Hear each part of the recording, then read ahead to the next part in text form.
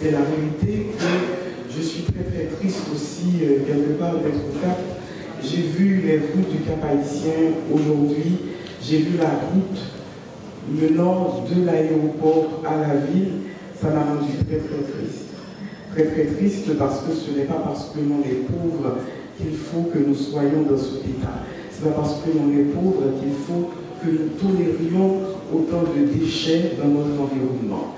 Il faudra que nous nous ressaisissions et ce patrimoine, la mémoire, toutes ces belles choses à partager peuvent nous aider à nous refaire, à nous ressaisir.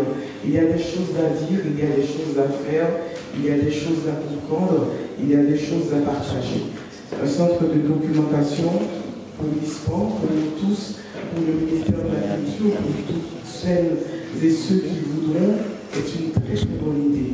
Parce que c'est toujours une bonne idée de sauvegarder le patrimoine.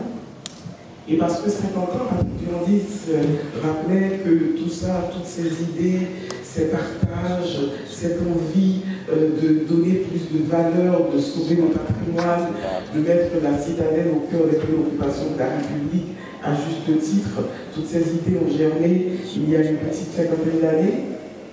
50 ans dans la vie de pays, c'est très très peu, mais nous ne pouvons pas oublier aussi que c'est un pays très jeune, nous rappeler qu'il y a des choses à faire, qu'il y a des choses à dire, mais aussi que le Cap ne peut pas demeurer comme ça. Monsieur le maire, chers toutes, chers tous, notre Cap haïtien ne peut pas demeurer comme ça. Il y a un effort civique, il y a un effort de citoyenneté. Moi j'interpelle le maire parce qu'il se trouve qu'il est le premier des citoyens, mais il n'est pas le seul qui devra agir pour transformer le Cap haïtien. Et c'est pour ça qu'au niveau du ministère de la Culture, nous parlons beaucoup de citoyenneté, nous parlons de la belle amour humaine. Et nous sommes au centre culturel Jacques-Stéphane Alexis, dont nous célébrons le centenaire de la disparition, de la naissance aussi. Non, il a disparu il y a 61 ans, mais il aurait eu 100 ans cette année.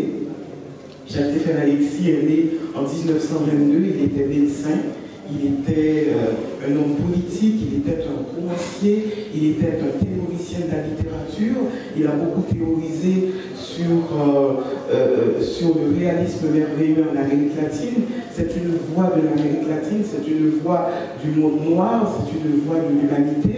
Jacques-Stéphane Alexis a participé au premier congrès des écrivains noirs à Paris dans les années 50.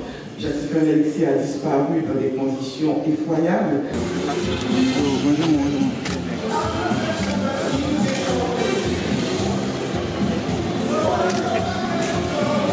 Attention! C'est bon, là.